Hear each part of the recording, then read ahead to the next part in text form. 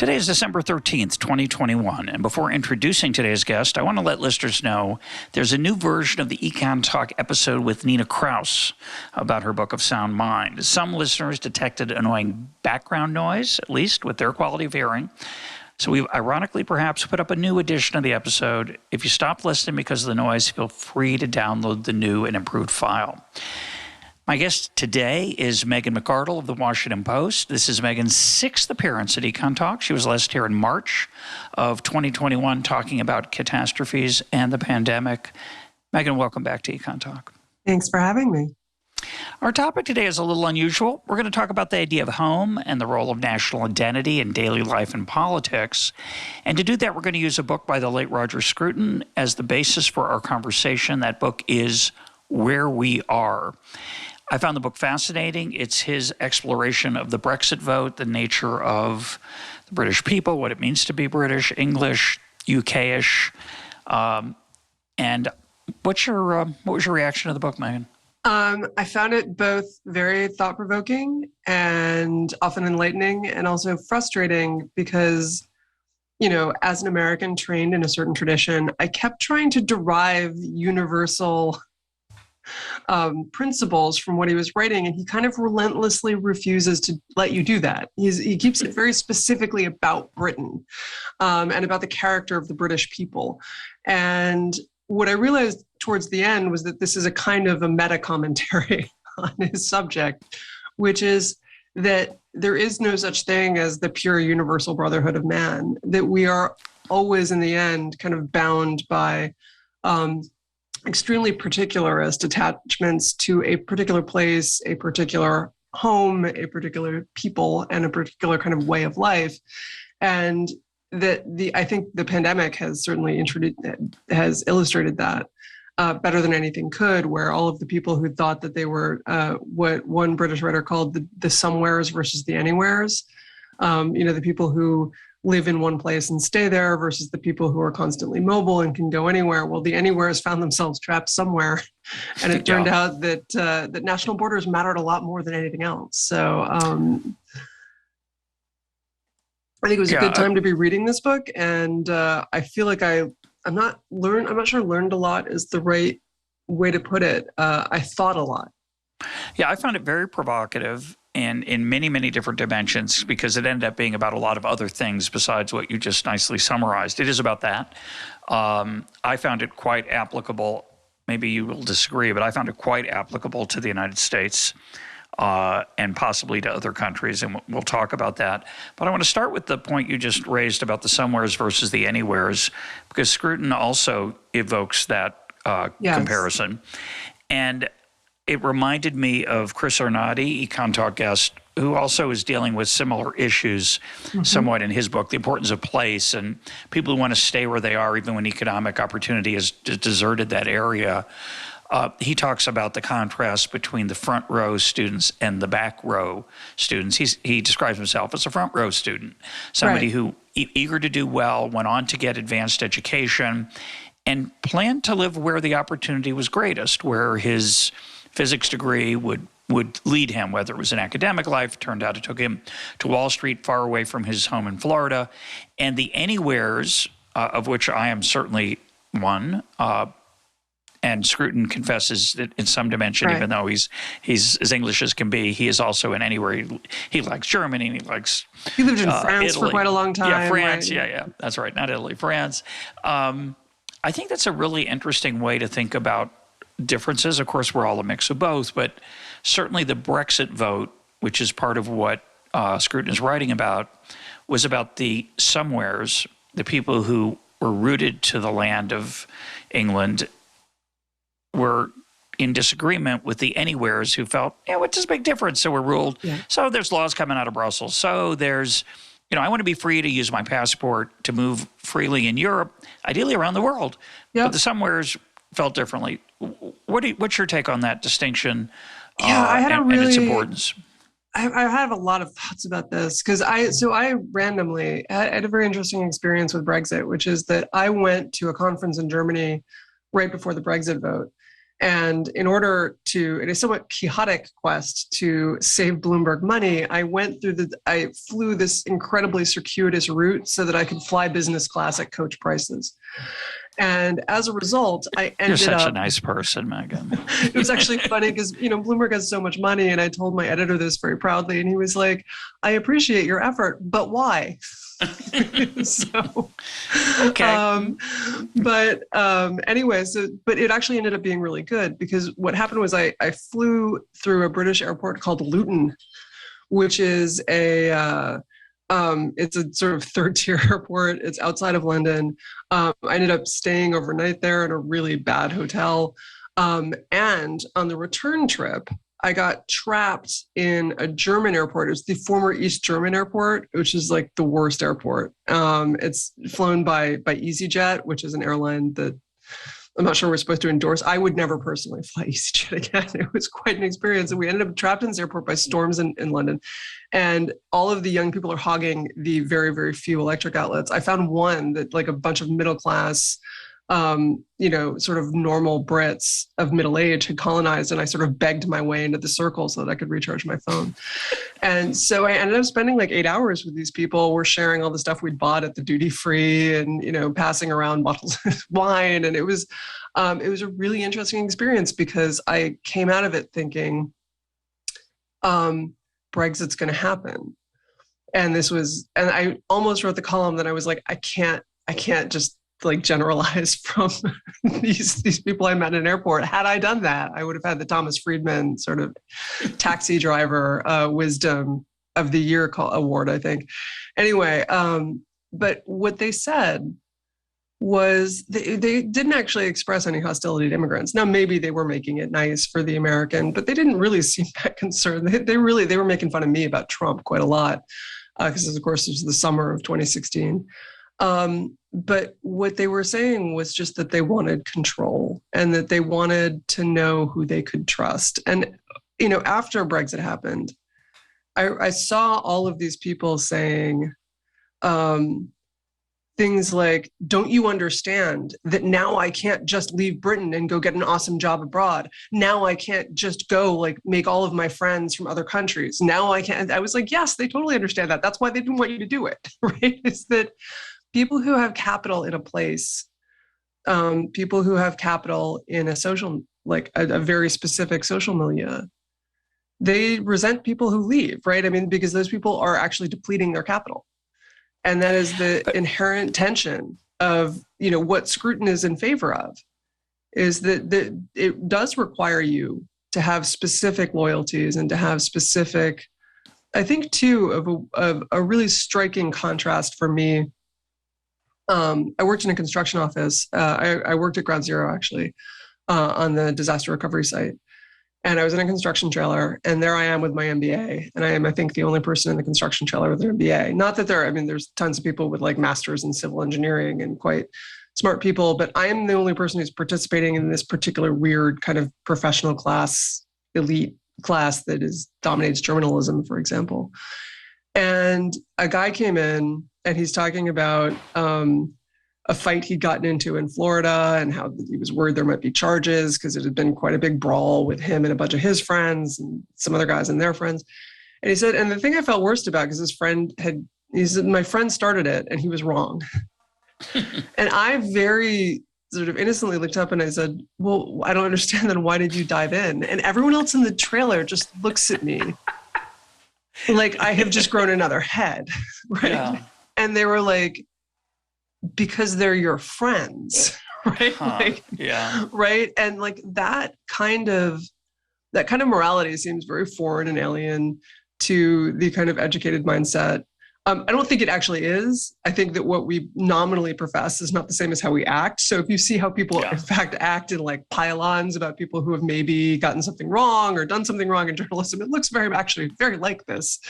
But that said, we don't say that part out loud. You're never supposed to say that part out loud, right? Yeah. And I think that at the end, though, the power of that is that you know who has your back, right? You know who you can trust in a way that it is harder to know when people refuse to profess this incredibly particularist, like, these are my mates. Mark Halperin, who dodged the draft, actually wrote a very beautiful column about this, beautiful essay about this, where he says, I dodged the draft and I was wrong, about Vietnam. And he says, he found himself, he joined the Merchant Marine afterwards. Yeah. He finds himself on the prow of a ship with a British merchant seaman.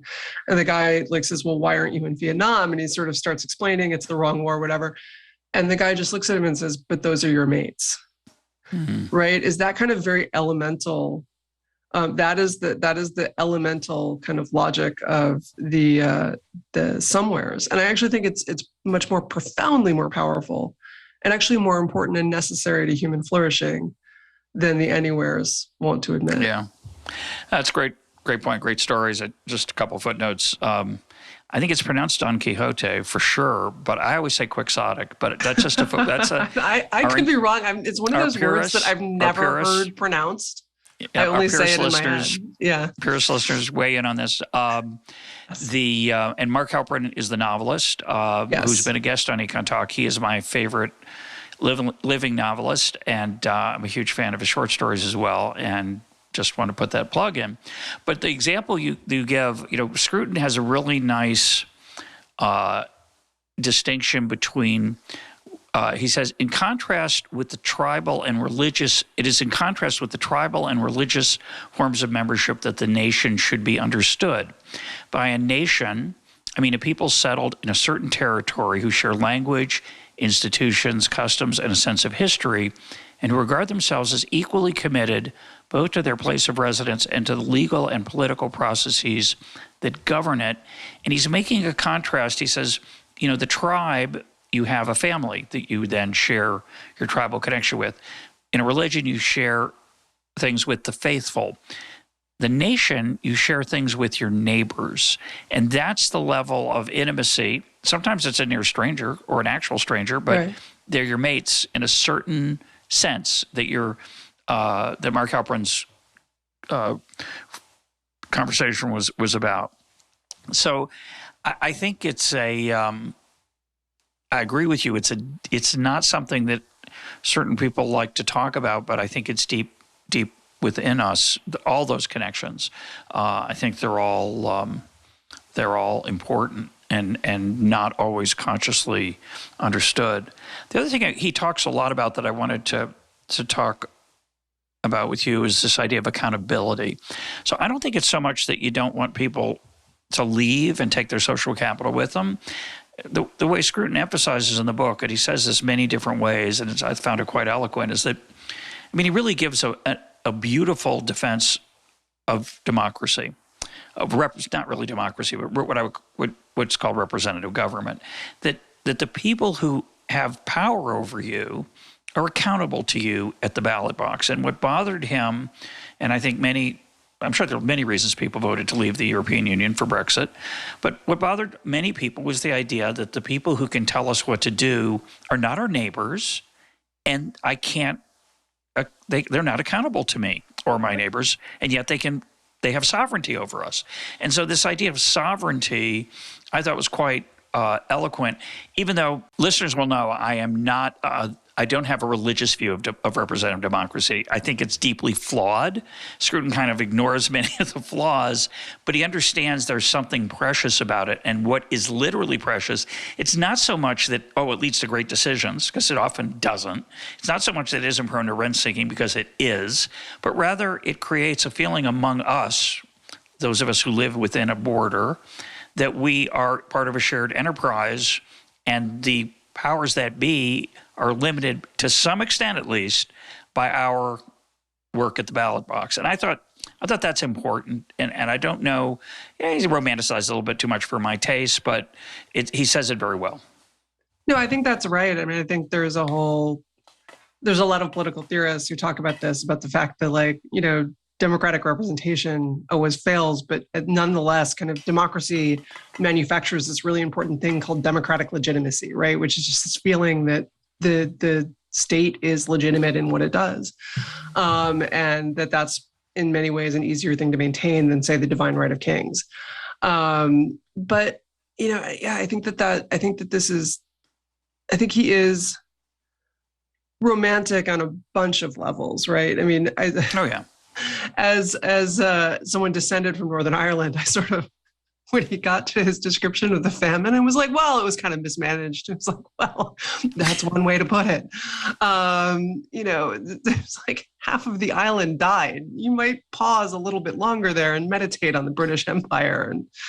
And let me interrupt, Megan, because I want to let me quote from the book, and you can tie in your point to that, because I thought this was very relevant for the United States. This is what he said about England. He says, "We live with two rival conceptions of our past standing to either side of the central icon, like warring heraldic beasts. On one side, there is the proud people who defended their sceptered isle for a millennium, during the last centuries of which, in a burst of self-confidence, they carried trade, self-government, and law around the world.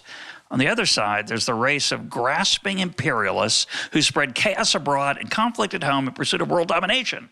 And I think, the United States is going through a similar problem, challenge, that our conception of who we are as a nation is a half full and half empty, or at best half full, half empty, that there's this proud part of us, and then there's this ashamed part. And many people have decided to only choose one. I don't know why it's so hard not to understand that it's a mixed bag and we're trying to do better, but that view is totally off the table for most people. So your point about Northern Ireland is like, excuse me, what about that other beast on the other side? And you're right, of course. And he admits it. He admits he's more attracted to one side than the other. Sorry, go ahead. But I think I'm actually, so I think I'm actually sympathetic in some ways to him, despite the fact that my own familial myth making is on the other side of, right, they're just rapacious bastards, the English. Although, I mean, like, my mother is half English and in descent. I'm only really 3/4 Irish. But I wonder, one of the big questions I have is whether, quite apart from the claims about morality and accuracy and all the rest of it, right? Is there something that is for a nation fundamentally unhealthy about I think it is unhealthy if a nation is unwilling to admit the bad things that it has done, right? I think that is a fundamentally unhealthy thing. But is there something really disturbing about the sight of a nation that has decided to only focus on the bad things it did, where the professional historians are more and more interested in a narrative of America that, it seems to me, I'm going to be criticized, this is reductive. I'm aware this is reductive, but I think that there is a real truth. There is a true thread here that I'm pulling on, of kind of where the only good thing America ever did was to suck slightly less than it had before. And that you can sort of tell history as Americans just being really horrible, but then every so often they're pushed into being slightly less horrible by the few good people dotted here and there, right? And I think that, quite apart from whether that's accurate, and I would contest that it is, you have to ask, can a nation survive with that as its core self-conception? Can a nation survive if most of what you're teaching children is bad things about the country simply because, or slightly becoming slightly less bad, and that's all you ever teach the kids? Because I think nations do, at some level, need to have some self-esteem, and if they don't, the nation doesn't hold together. Right or wrong, you have to have something that people admire, in the same way that a healthy individual has to have things that it admires about itself, which aren't just, you used to be much worse and now you aren't quite so bad. I think a healthy nation, to hold itself together, to make claims on each other, has to have a fundamental idea of, actually, like, overall, we're pretty good. And I think that implicates a lot of things. A welfare state is a fundamentally nationalist project. You can argue, we're not debating whether we should extend universal health care to people in Chad. Maybe we should, but we're not. We are debating the contours of what we owe to our American neighbors. And within that context, if America itself is terrible, why would I owe anything to them? Why would I view myself as a participant in this exalted thing that can cause me can place claims on me up to and including my life. Well, that's the best argument against national health care I've ever heard, but that's just kidding. But I know that's not what you meant. I think it's actually what you said, all joking aside, is quite important and quite serious. I do think, I've been alluding to this now for a few years, that I'm worried about a civil war in America. When you have a large segment of the population that thinks the country is irredeemable, cannot be redeemed. It is hopelessly evil. And you have another group that thinks it's done a lot of great things and maybe could be better, but has done a lot of great things. Those two sides tend not to get along. They are not going to get along in political compromise. They're not going to get along if there's ever a national threat that they need to pull together to fight. If they do, it won't work quite as well. So I think it's an extremely important issue, and I think it rips through education in an incredibly important way. Scruton complains in the book, I don't know if it's fair, but he complains that the left, the pessimists, England is a rapacious group of imperialists who sought world domination, has dominated education. And certainly in the United States, increasingly young people are taught that America is a horrible place. I would suggest that those are people who haven't been to other horrible places for sure, or haven't read enough history. But I think it's putting that, as you also did, putting aside how accurate or inaccurate any one version of this is, I think the question of what it bodes for the country is what's important. Now, you could argue, as many libertarians do, and we both have a libertarian streak and have lots of friends who have more than a streak. You could argue, well, who cares? None of that matters. I mean, if America had to go, do some big national project, which shouldn't, said libertarians, then it would come into play. But what's the big deal? What's the difference if you and your neighbor have different conceptions of American history, say? One of you thinks it's about 1619, the other thinks it's about 1620. Who cares? All that is just emotional baggage. It's part of your identity, perhaps. But why does it matter, as a country? There's no we, as I've often argued on here. That's not relevant, says the libertarian. What's your response? Do you have a reaction to that? I mean, look, I think that, I am a libertarian, but I've always been a very smart libertarian who I will not identify because I don't think I was authorized to pass this quote on. But recently, and in the last few years, said to me, libertarianism is just a species of American nationalism. And I think that more and more there is an element of truth to that it's when you meet libertarians abroad, they're different, right? They'll be like, well, I'm a libertarian, but of course I don't want to get rid of national health care. I don't want to do, right? It is actually, to go back to Scruton, it's quite rooted in our national history. It's quite rooted in the American Constitution. It is quite rooted in the Declaration of Independence and how we conceive the American Revolution, libertarianism. Yeah.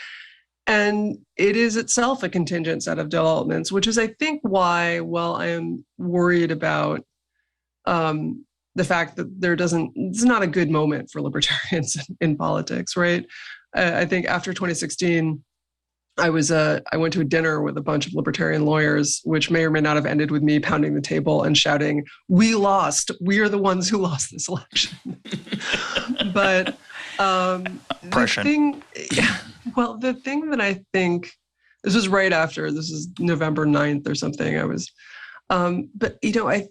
I think too that libertarianism spoke to a lot of problems America had in 1980 and 1990, and it speaks less to the problems that people perceive right now. And I think that eventually it will speak more to them again. So I'm less worried about the demise of purist libertarianism. For me, it's more of a tendency than a, kind of the Adam Smith man of system with all the interlocking levers. And because of that, I've always known that I was American. I've always loved the American flag and all of the patriotic stuff. I like singing the national anthem at sporting events. And I think it's madness when people suggest that the way to deal with the national anthem protests, which, by the way, I am in sympathy with, is to not sing the national anthem. In fact, I think America needs more empty displays of patriotism, because those are the things that we need, the things that bind us. We need the things that we can all participate in. And if there is, or I guess I would have said before the national anthem protests, if there is one thing that is, empty of content, can we all be glad that we won at least one battle during the War of 1812, right? I mean, No one cares about, even the British don't care anymore. They burned the White House, they left, they're not even mad about it. So can we just celebrate this, right? And that I think you do need those things. And I want to emphasize that I'm not suggesting that we should not teach the horrific legacy of slavery and genocide in schools. We should.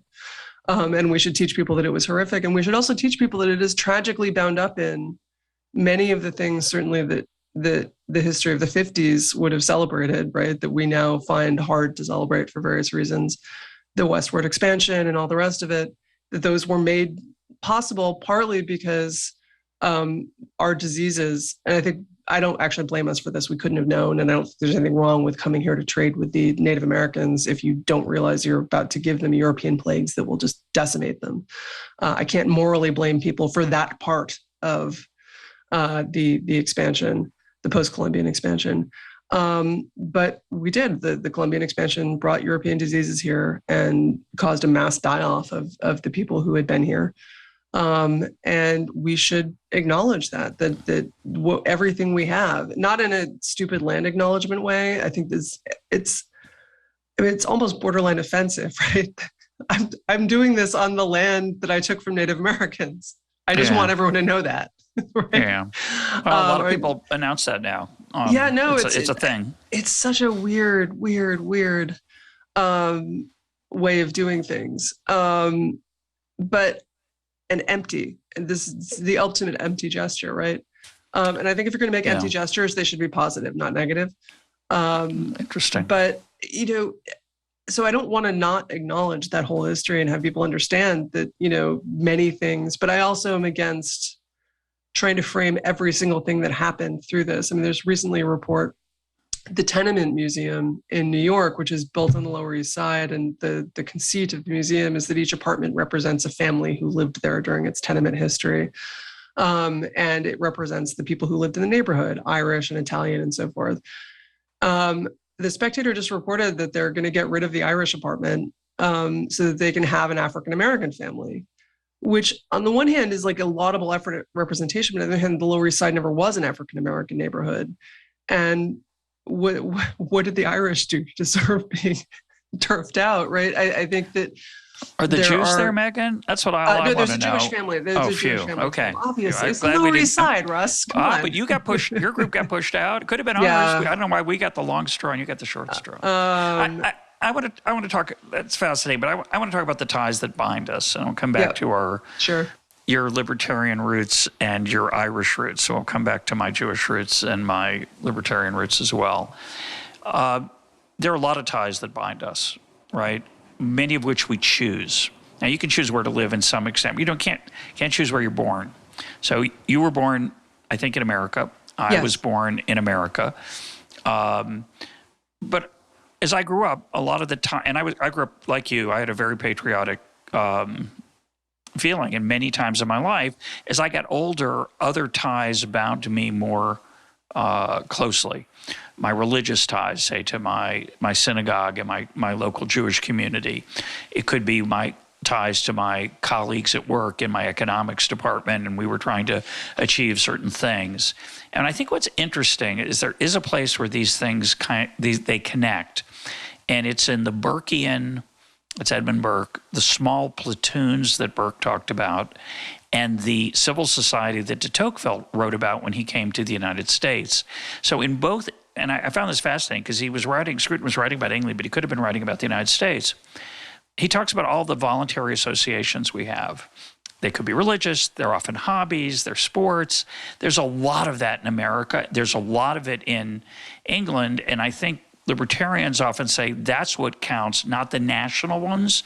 But I think what Scruton's point is, and I think this is quite challenging to most of my worldview, and I take it seriously, and I found it thought-provoking, is that there is this national thing that allows that.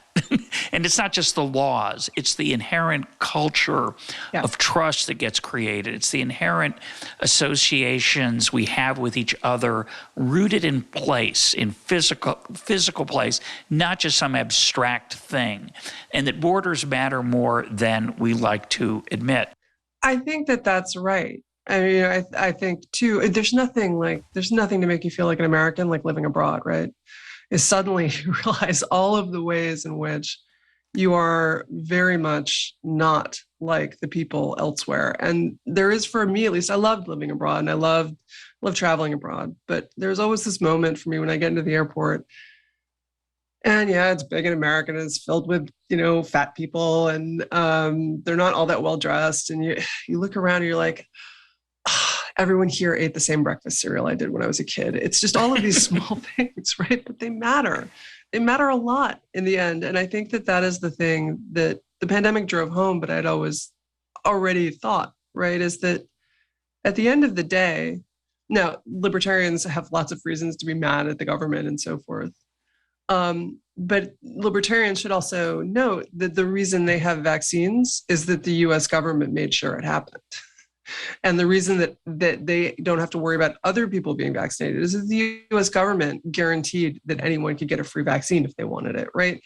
I'm not sure I agree with that, Megan. I'm going to have to push back on that just for a second. Okay, sure. I think in a world where the government was less involved, we might have gotten the vaccine a lot sooner. It might have had a lot of side effects and killed a bunch of us. I accept that possibility. But the FDA dragged its feet on testing, dragged its feet on lots of things. So I take the point that governments... Yeah. I think there are two things going on here, right? One is that, yes, our public health institutions failed radically in a bad way, right? Okay, so we've talked about this in other podcasts, in other EconTalk. But the U.S. government did one really, really good thing, which was Operation Warp Speed, which is it said to everyone, look, just build a bunch of factories and manufacture it. We'll make sure you don't lose money. Yeah, no, that was really, it could have happened privately in different worlds in different ways, but that worked out well. Yeah, I agree with but you. But also the price guarantees that like everyone gets it, even if they don't. And if the vaccine cost any amount of money, right, there would be a lot of people who'd be like, oh, I'm not paying $15 to get it, right? That part of it actually worked really well. And I think that this is there are collective action problems here that the US government could actually handle. Now, didn't necessarily, but certainly could. But also just more broadly, that even if the US government had done none of this, all of the other governments were going to act like they were governments and they were going to close their borders. And so the US couldn't make itself better off by being the only one that just didn't have a government that reacted. And in fact, we put a lot of money into a lot of stuff that I think did make the pandemic better. You can certainly imagine that absent a government coordinating role, the early wave could have been worse. Just because there are a lot of critiques of lockdown that I buy. I think the kind of very initial one was not enough, but worked better than people give credit for. If I was going to give you a really hard time, I'd point out that China had a much stiffer lockdown, did much better. But let's put that. I want to stay away. Let's stay away from the pandemic. I want to give you a harder. Okay. I want to give you a harder question. Okay. I want to riff on your point about coming back to your American airport, and I'm in Israel. I've lived in America for 67 years and loved many of those minutes, not all of them, but many of them. So very proud American. Still am an American citizen. Still pretty proud, I'd say. But I'm now an Israeli. I've got Israeli citizenship. And I have a connection to Israel that's different than Bulgaria because I'm Jewish. You are Irish. Now, it's true that if you spent a winter in Bulgaria, you might be really glad to come home to people who had the same breakfast cereal as you did as a child. But I'm curious, as I know you've written about it, and I'm curious for you to talk about what's meaningful to you about Ireland, which surprised you, I think, when you first went back there, because you're not, your name's Irish, really, come on. But you felt more than that. So I also look really Irish. So I look basically like the feminine version of my dad. And that family's genes are amazing. They all look like he and his sisters, they all bear this incredibly strong family resemblance, which I inherited. And so I had a really weird experience of going back there. I went to cover Brexit subsequent to the vote. This is when it was actually going to happen, and then it didn't happen. But this was in the spring of 2018. And I just started working for the Post. And I go to Britain, and nothing happens. So now I'm stuck there for 2 weeks and I don't know what to do. So I was like, okay, I think I'm going to go write about the Irish language in the Gaelic speaking areas, Irish speaking areas of the West Coast. And I end up for various reasons, mostly because I already had a plane ticket to Belfast where I was supposed to be to cover Brexit. I ended up in Donegal, which has the smallest of the Irish speaking areas. And, but this also happens to be near where my family's from. So my family's from Armagh, which is known as Bandit Country. And it's on the border of the North. It really should have joined the Republic, but the vote was kind of rigged. This is the county that least belonged in Northern Ireland when the vote happened after Irish independence. And so I go to the town I'm from, which was its own little adventure, because people were like, oh yeah, the McArdles, they're up on that hill. You should go see them. I was like, my family left during the famine. I don't think anyone's going to remember us. But then I drive up to Donegal and I have these wonderful people at the Irish agency that promotes the Irish language, because the Irish is a somewhat similar situation to Hebrew in that, but different, sure. Because Hebrew had, first of all, they had a really strong founder effect, as there's just a few people living there and they all decide they're going to speak Hebrew.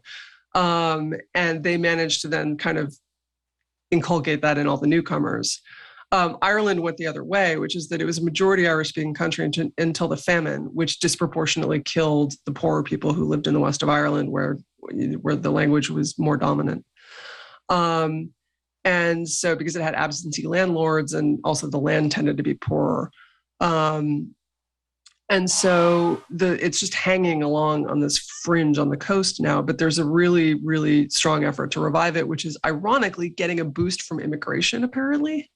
I was told when I was in Dublin that parents who don't want their kids in school with, say, Polish immigrants' kids are now putting their kids in the Irish-only schools just because they know the only people there will be Irish. Not surprised. Okay, get back to your travel. Your travel. So I'm back there, and they're telling me, so the first thing the guy I meet at this agency tells me is, oh, the McArdles, yeah. So they're a sept of the O'Neill family, and they're a little bit raffish. And I was like, raffish? And he said, do you know the term border reefer?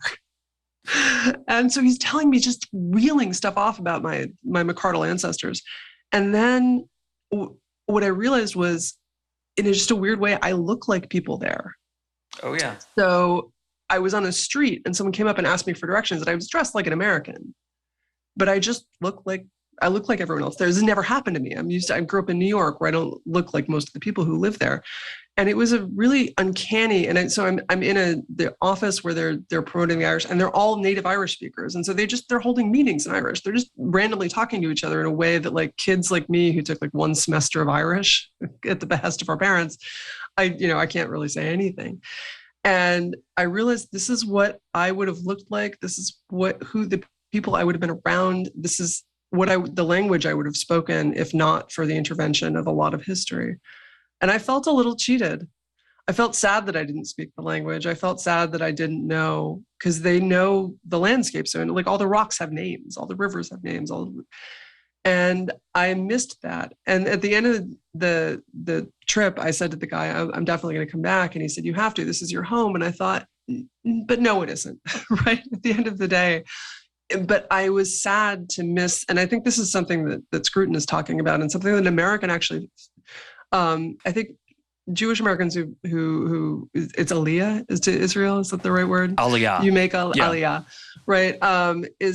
There's something similar there, but that Americans in general don't have that feeling, and we miss it. Correct. We miss that feeling of this, like, the gene pool basically in Northern Ireland, except for the influx of Brits.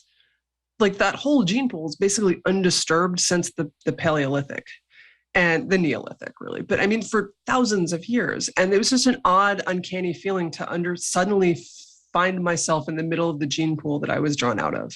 Yeah. And that thing, it's incredibly powerful. And it is actually, like, I was sad to not have it. And at the end of the day, though, I don't, because I'm American. Yeah. And that's a totally different kind of identity. Very place-based, very culture-based. But different. And I think that really stuck with me. And I think that is something with Judaism as well, right? Is that this is a people who has maintained themselves for thousands of years, despite having their home destroyed by the Romans and the people scattered deliberately after, following the Assyrians and the Babylonians, and to have maintained that blood connection, but also this deep creedal connection to a book and a way. And I actually think that the danger of Scruton, there's a quote that really struck me, which I will now try to read school teacher fashion to the class so that I don't miss the mic. But he says, "We who are the heirs to the labor of people such as Goethe, Mendelssohn, Wordsworth, Chateaubriand, and so forth, often fail to appreciate their achievement, which was to transform religion into culture and a hope of eternity into a vision of coexistence in the here and now." And I was really struck by that. And I also wonder if that isn't just so specifically British, right? Well, it could so be. specifically, but I wondered what you thought of that specifically, because I believe you observe the Sabbath. Yep. And you are in a country that is kind of founded on something very different from that. Yeah.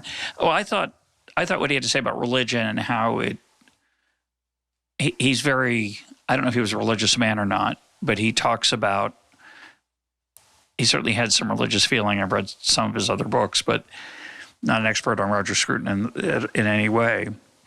But he argues, perhaps not correctly, but interestingly, that there's a residue of Christianity in the British people, of a sense of trust, a sense of neighborliness, kindness, a desire to be a better person. I don't know if that's true, fair, who knows? I'm not interested in that, but I think that is part of the British character to some extent. It's part of the American character. It's not part of every character, for sure, every national character. There are different kinds. But to come back to your question about Judaism, and here, you talked about, I had a very similar experience here. It was very early when I got here. We've been here now 5 months, and we're going to have an episode coming up soon where I talk about the move and what it's like to be an immigrant. And it's been a very incredibly interesting experience. But early on in my time here in Jerusalem, I ran into someone who I don't know well. I'd met him once 5 years ago in some setting, and he said, "Oh, good, you made Aliyah." He said, "Welcome home." And you talked about Judaism being and I've always hated that, by the way, that welcome home thing. Like the idea that I don't belong in America, I really belong in Israel, is sort of the implication of that. And I'm not going to talk about that, but you talk about, Judaism being about a people and a book. It is also about a land. And to tour here, to travel here to the North Sea, to the Golan, and to go to the town of Gamla, which the Romans destroyed about 2,000 years ago, and find a synagogue is sobering. It pulls you up short. You don't expect it. The Jews have been here for 2,000 plus years, more like 3,000 plus years, is unlike anything, as you say, that I'm used to experiencing as an American. My American family came to America in the late 19th century, early 20th century, like most Jewish families did. But I always felt American because that's what's beautiful about America, or at least has been. I think that's up for grabs now, and I think that's a tragedy. But the idea was you weren't a Jewish American, you were an American. You weren't an Italian American, an Irish American. You might have a heritage you were proud of, but that heritage was a heritage. It's not your identity. You subsume that identity. And that may not, it's an ideal, it's a vision. And what you're suggesting is that it comes at something of maybe of a cost, or it's more complicated than that. And by the way, we had Michael Brandon Doherty talk about this from an Irish perspective. It's a lovely episode. You can find the archive. We'll put a link up to it. But I think this question of home, and I'm going to make it a little different than the home. I think it's really about belonging, and to really go back to the challenges I think America and other countries are facing now. It's a problem if you don't feel you belong. And I think, obviously, if you're Black or other minority or oppressed group of the past, and maybe of the present, maybe different amount, but doesn't matter. You can't belong, or you can't belong in the same way. As an immigrant, can you belong in the same way you want to? I mean, I think that's clearly part of the American dream. It's not about owning a house. It's about becoming part of the same team. It's about being part of the same group. It's about rowing together in the same direction. Now, again, might not be rowing anywhere, and that's maybe kind of silly, but I think in 2021, national identity has become a phenomenon, whether one likes it or not. People care about it. You might argue they shouldn't, but they do care about it. And it's a part of who we are, which is, the name of the Scruton book is Where We Are, but it's a part of who we are. And I think, you talked about libertarianism losing the election in 2016. Most of the libertarian counterpoints and counter arguments to these kind of concerns are irrelevant.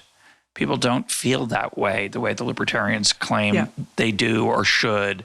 It's just not. It's not on the table, and I think that's. I'd say the same thing about economics, by the way. I think economics as a contributor to public policy has been incredibly subsumed in the national debate. It was front and center for decades, starting in the 70s, really, you could argue. And now it's like, who cares? We'll care again. Trust me. We'll care again. We will care again. And economics has a way of making you care. Yeah, it's exactly. But right now, it doesn't have that salience that identity has for most people, or belonging. And I just think, anyway, that.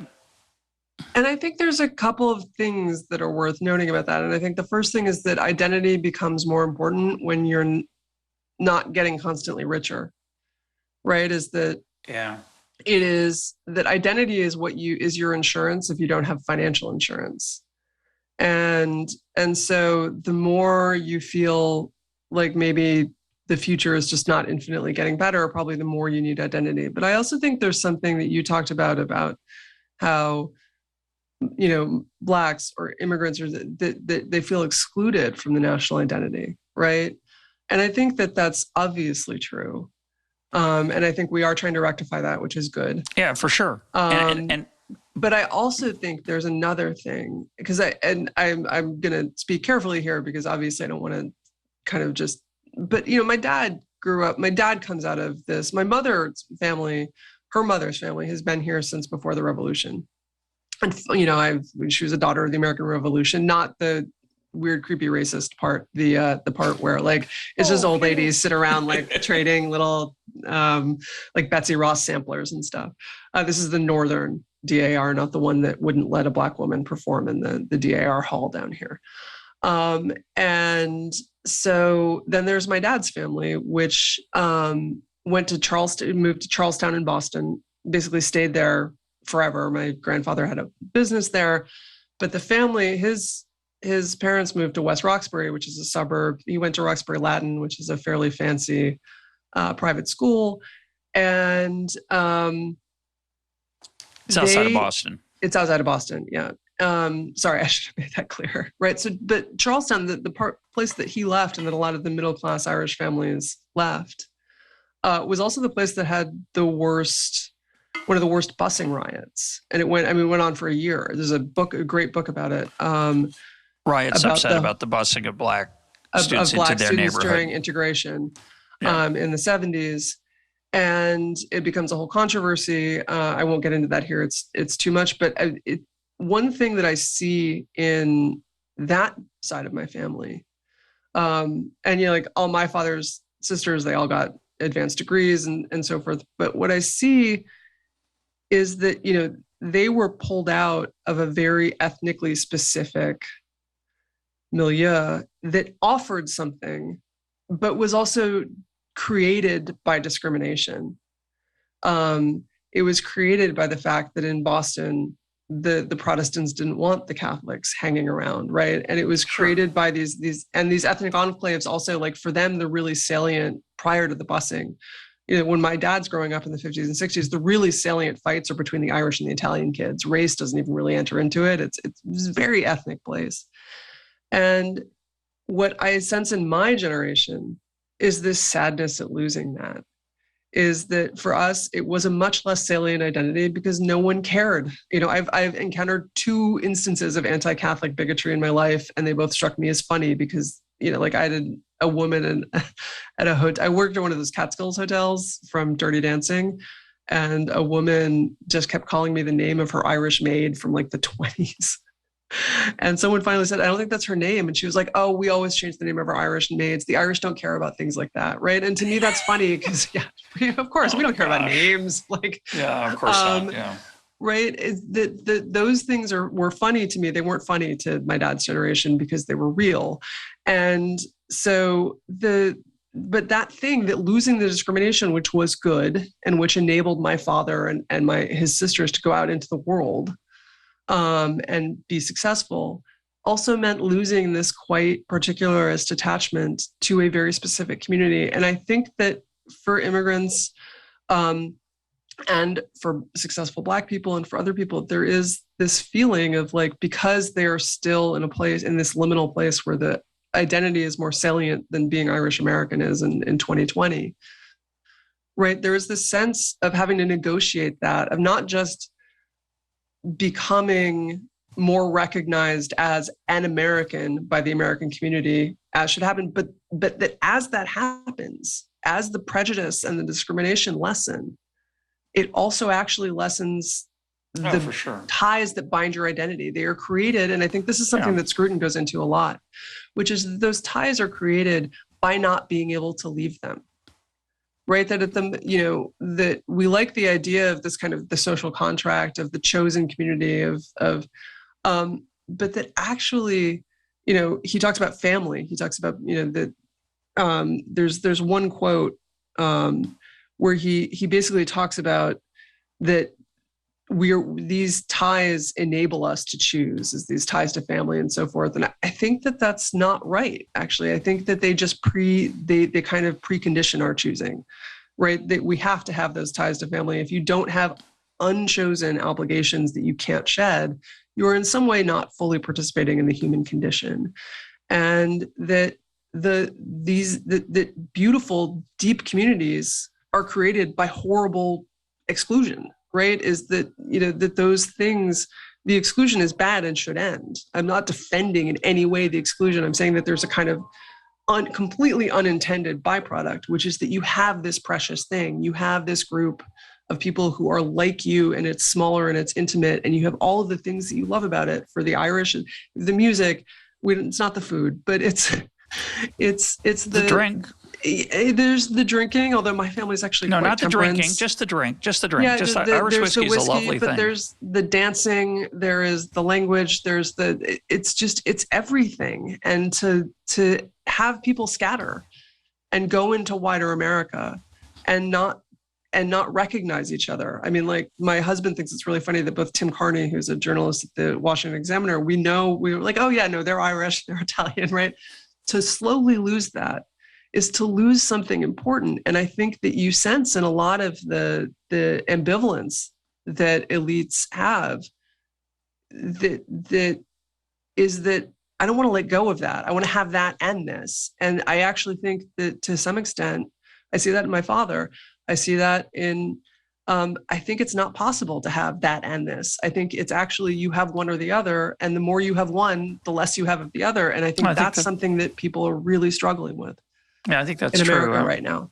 I think that's true. My parents grew up in Memphis, Tennessee, which they experienced much more anti-Semitism. I've experienced very little, and certainly America in 2021 has more frightening things about it for Jews than it had when I was younger, but it's still a pretty pleasant place to be Jewish. America is, but my parents would never, if you asked my parents whether anti-Semitism was a big part of their life, they would say, of course not. Now, it turned out intermarriage wasn't an issue in 1950s Memphis because nobody wanted to marry a Jew. It wasn't like a religious principle to stay married to a Jewish person, to marry a Jewish person. The Jews kept to themselves. It was a very insular, tight-knit community. And to this day, my mom, who's 89, she knows anyone in Memphis over the age of 80 who grew up in Memphis. They all knew each other. And that was, as we've talked many times on this program, there's wonderful things about it, not so wonderful things. It's a mixed bag, but it's certainly a piece of your identity that you lose when the world becomes friendlier to your ethnic group or your religion. And it's just like you said. I think we have a limited capacity to connect in that way, and we connect the way we can. If we're not getting one, we look for another. If we're not getting it somewhere, we look for it somewhere else, and we look for places. It's kind of a simpler point I should make, which is we look for ways to belong, and sometimes it comes through our religion. It might come through our race. It might come through our ethnic group. It might come through our hobbies. It might come through our passions, and belonging matters to people. I have to say that read this one quote though, because I'm going to shift gears unless you want to say something else. No. Well, I was going to say this is that I think that probably one of the reasons that economics seems less salient and identity more is that those littler forms of identity are attenuating, right? Religion is declining. Television and everything has been nationalized to an extent that people aren't participating in the same way as they used to, where there would be like local newspapers that you were reading that were geared towards the people who were your immediate neighbors. That as that stuff attenuates, people are more and more desperate for some identity. And I think that what we have seen is that, half of the country is kind of looking towards these particularist identities as smaller subgroups of America. The identity politics, you can call it. But then there you have the conservatives who are kind of desperately trying to reconstruct this big national identity, kind of World War II style identity, because the smaller stuff is missing. And I think that is a problem. I don't know how to solve the problem, but I do think that it's a problem. That's a great observation. I think we're in the middle of a great time of turmoil. The loss of religion as a form of belonging and as a sense of identity it's definitely in decline. It's to decline all over the Western world and has been for a long time, but especially in the United States over the last 25 years. It's a much more dramatic, steeper decline, especially among young people. And that's going to change things. And I wouldn't begin to predict how that might change things. But people certainly look, I like to quote David Foster Wallace, everyone worships. Just a question of what. And if you're not going to worship the divine, you'll find something else to worship if you're a human being. That's his claim. I find it a fascinating claim. We'll see how that proceeds going forward. I just wanted to quote, there's a couple quotes I want to get from the book, the Scruton book, that I don't want to miss because they're so good. I've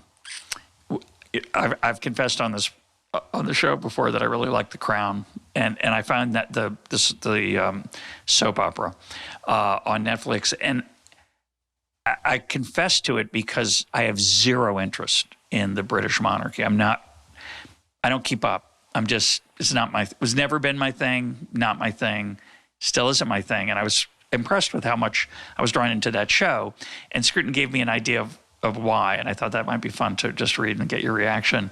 He says, in the eyes of the people, the assertion of national identity and togetherness remains the principal duty of the crown, and their willing undertaking of this duty is the reason the Queen and the royal family remain so firmly anchored in the people's affections. Now, what's fascinating about that, end of quote, what's fascinating about that quote to me, first of all, it explains to me some of the reason why the crown, meaning the British monarchy, the Queen, the royal family, they're not just some weird show. They actually have a role to play. It's not a role that we think of as a monarchy, as Americans. It has a different role. And that show gets at it. It gets at the role, certainly gets at the role of duty. But I was just struck by how insightful that is. And the idea that people still like the Queen in England. Of course, many don't. And I suspect many of them are the anywheres. The somewheres are big on the Queen and the royal family. And that's why they matter, because they are the essence of somewhere.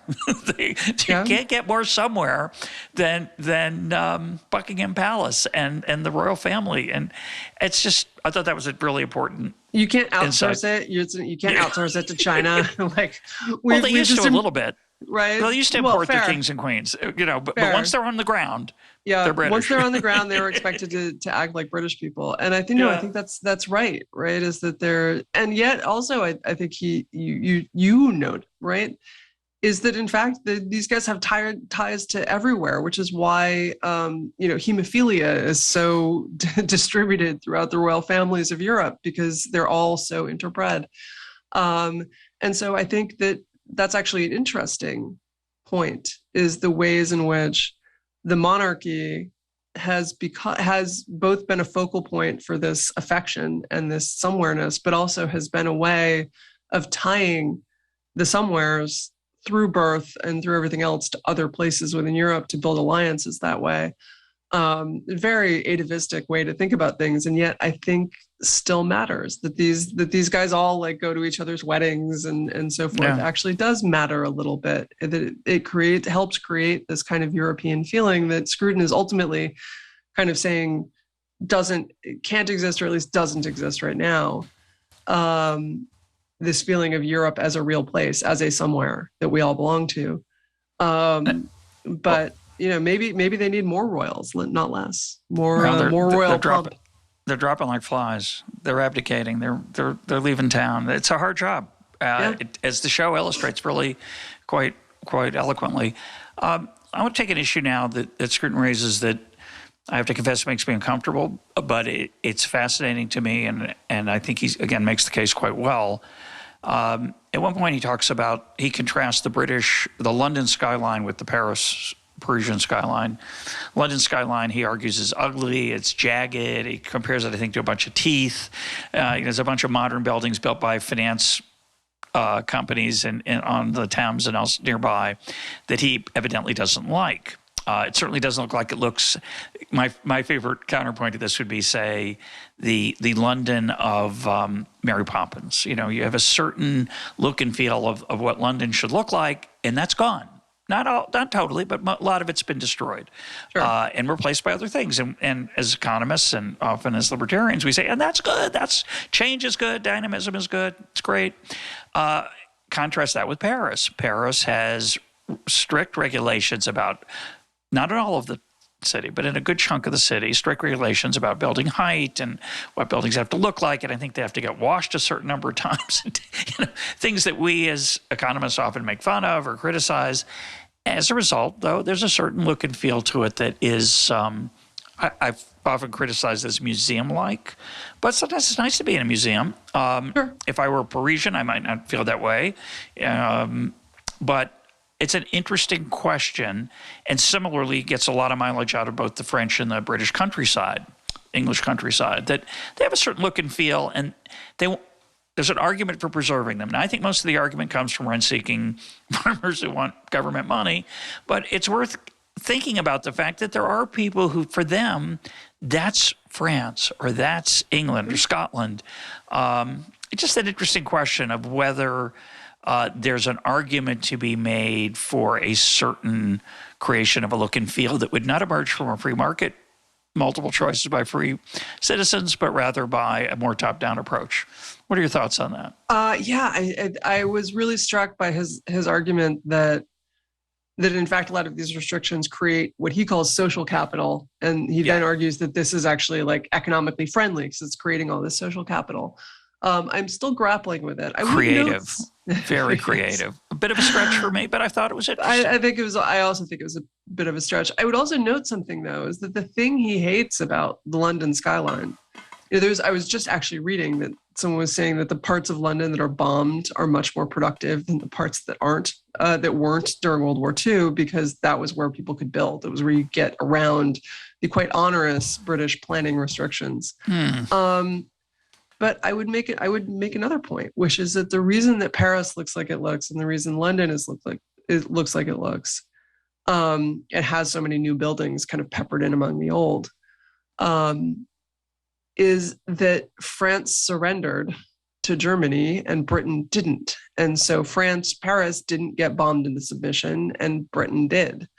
And so in some way, the very thing that he is objecting to was created by the placeness of Britain and the incredibly strong. There's also it's harder to invade an island than France, but I think that France did give in and prevented its country from being destroyed, and Britain could have and didn't. I'm in favor of this, to be clear. That you have to sort of accept the good with the bad, which he sometimes doesn't do. He sort of skips back and forth. And I wish he had engaged with that the fact that they stood fortress Britain for so long and endured the Blitz was the reason that all of the ugly buildings were built. Now, I think that Scruton, the architecture critic, would argue that we didn't have to build ugly buildings, which I agree with. But the fact that Britain changed was the fact that Britain didn't change in some sense. It's a great observation. It's complicated. Yes. A lot of the buildings he objects to have been built long after the replacement of the aftermath of the Right. Blitz and the But they're built destruction in places in the same way that no one in New York City is like, we must, well, actually, I'm sure there's some lunatic in New York City, but in general, I don't know what you're going to say, but the answer is yes, there is. right? Like, look at that glass box. Someone wants to build a slightly taller glass box. People may object on the grounds that it'll block their light or whatever, but they're not like, look at that gorgeous glass box. We must preserve it for eternity, right? You're getting some of this now around like the 50s and the brutalist buildings. But just the public itself just has much less attachment to those buildings than it does to the pre-war co-ops that are all over the Upper West and Upper East Side, and there's a reason for that. I think it would have been a lot harder to build those tall buildings even much later, had there been gorgeous old Victorian neighborhoods standing on those sites, and the fact that there wasn't was thanks to Hitler. And by the way, I was surprised that in Scruton's list of what was good about the British, he mentions trade, law, and who cares what the third thing is. He did mention saving the world from the Nazis, but he mentions it in passing elsewhere. But that was the setting for some of these discussions. But I thought that was interesting. I think the other tension there, and I wish he were alive to defend himself. But the other tension is that he honors freedom a great deal in the book. And he talks about one of the things that makes England great is that it's free, meaning you're free to associate with who you want. You're free to join a club, free to join a religious group, free to, you could argue, maybe build a building. But he's happy to squash that freedom when he thinks it conflicts with another goal. And that's legitimate. He doesn't have to be a purist on that. But there is a tension there that he doesn't come to grips with.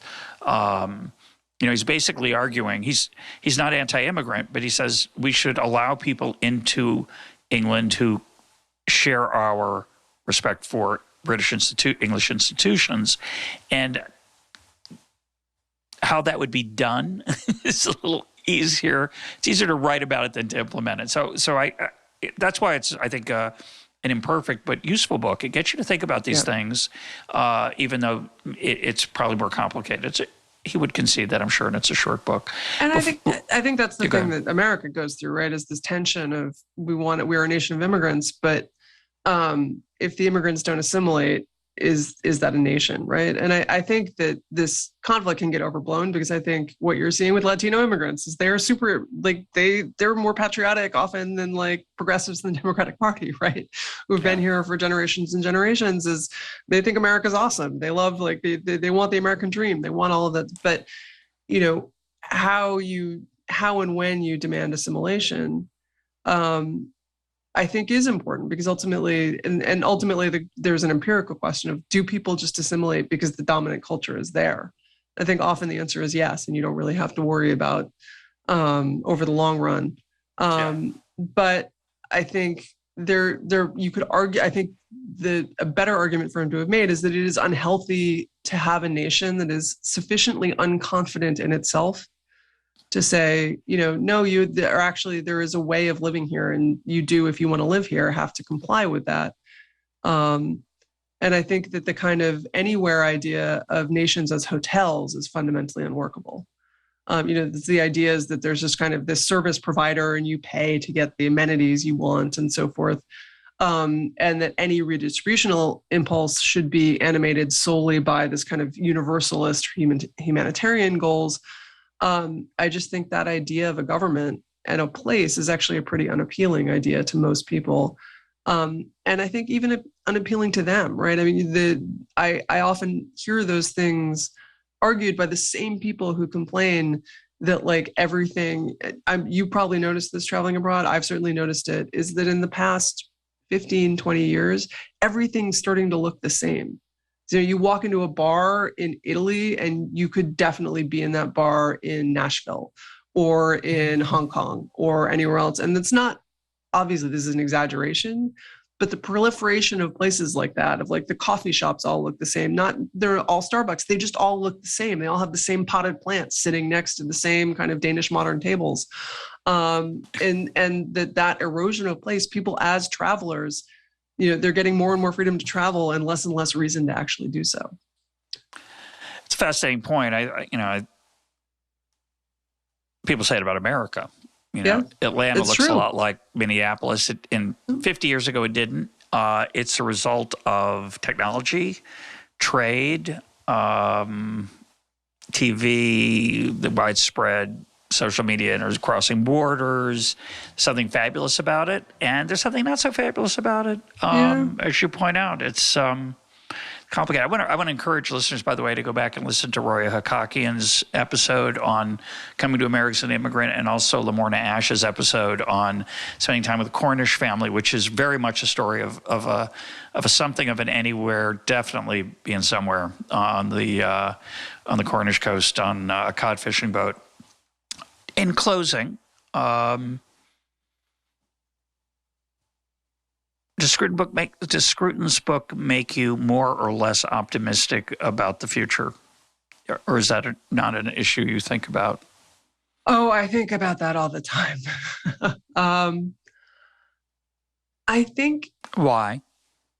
Why do I think about it? Because, I don't know that I'm worried about us having a civil war simply because my understanding from kind of people who study this is that civil wars are mostly about having too many young men wandering around, and we are an aging country. And also we have pretty good state capacity to control, right?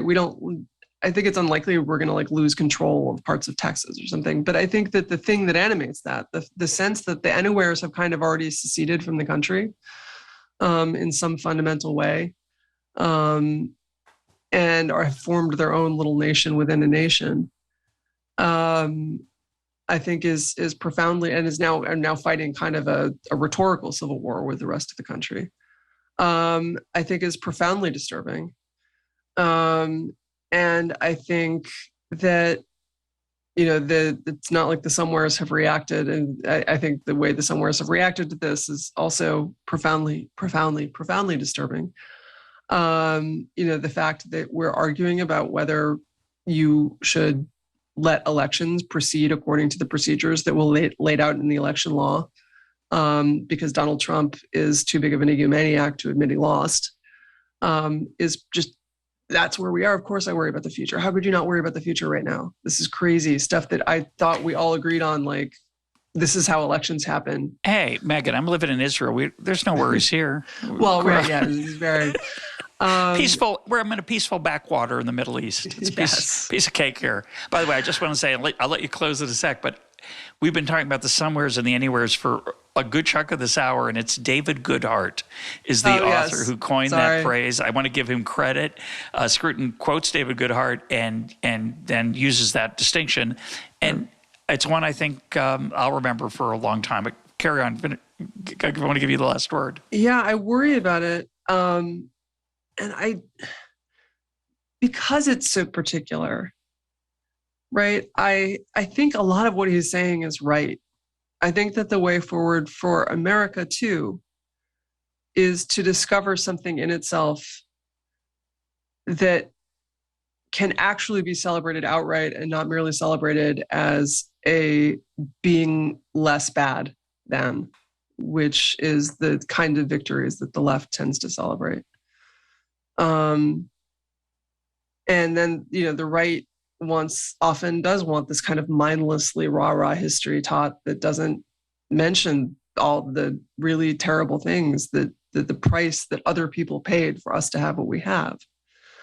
And which also excludes, it is not nearly as inclusive as it could be of lots of groups that feel historically excluded for good reason. But having given those caveats, I think that Scruton is right that any way forward for any country is going to be rooted not on some set of abstract principles, but on visceral stuff. Because the problem with abstract principles at the end of the day is that people can argue themselves out of them as well as into them, right? And that is fundamentally why this is your mates, why those things have to be part of a nation. And we really underestimate how hard it was to build nations. There's a great story from Garibaldi coming to, I believe, Sicily.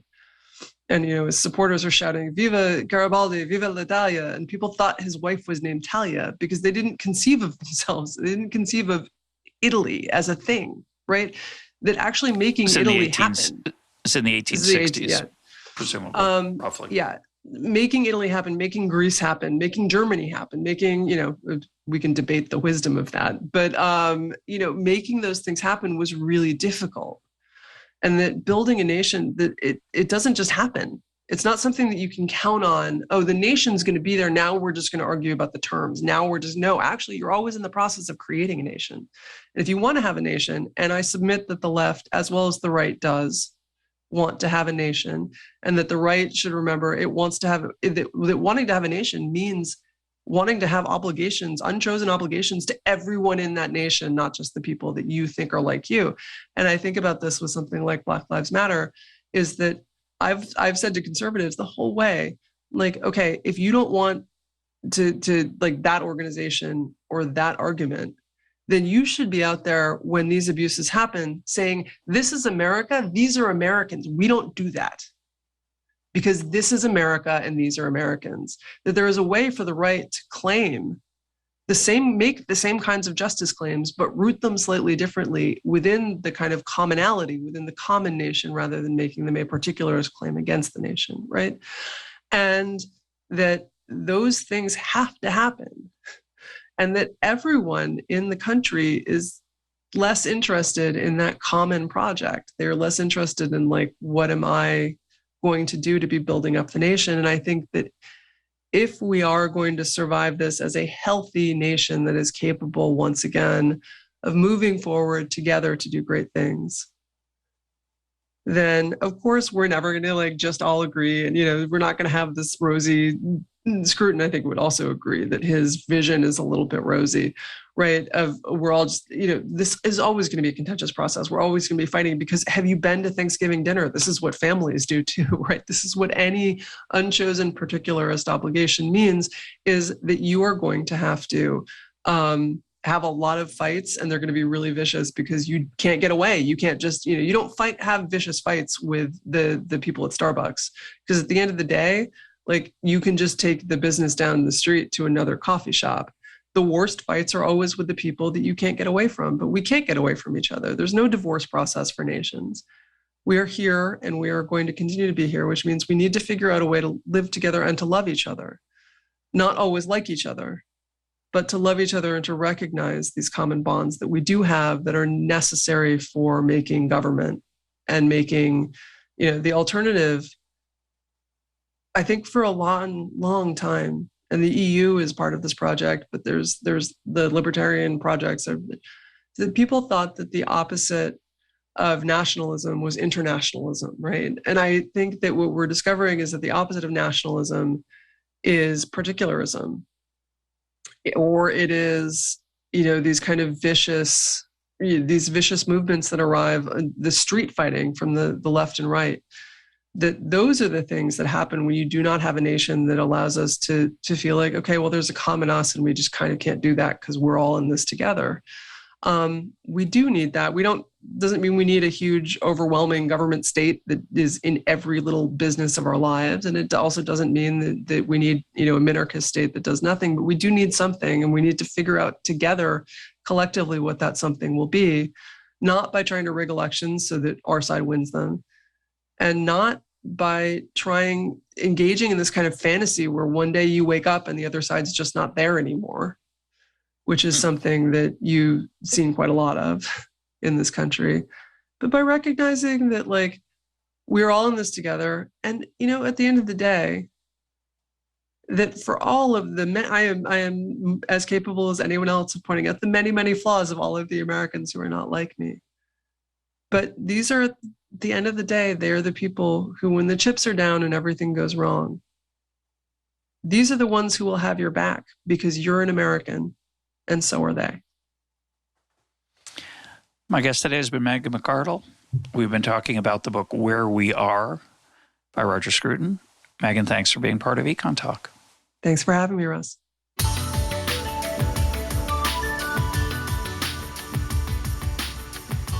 This is EconTalk, part of the Library of Economics and Liberty. For more EconTalk, go to econtalk.org, where you can also comment on today's podcast and find links and readings related to today's conversation. The sound engineer for EconTalk is Rich Goyette. I'm your host, Russ Roberts. Thanks for listening. Talk to you on Monday.